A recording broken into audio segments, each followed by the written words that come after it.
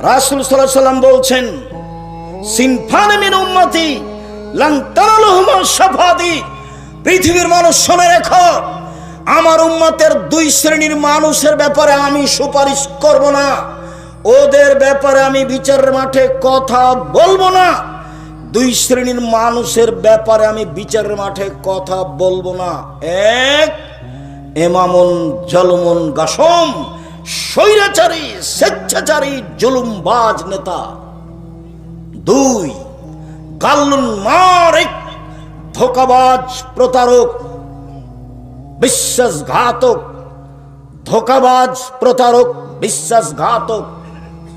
Head মাওলানা, headmaster, principal, vice chancellor, আপনার jail super, যারা যেখানে দায়িত্ব পালন করে, মেম্বার, চেয়ারম্যান, এমপি, মন্ত্রী, ডিসি, এডিসি, যারা যেখানে দায়িত্ব পালন করছে, ধোঁকাবাজি করে ওর সাথে আল্লাহ বিচারের মাঠে কথা বলবেন না, লক্ষবার উমরা করলেও।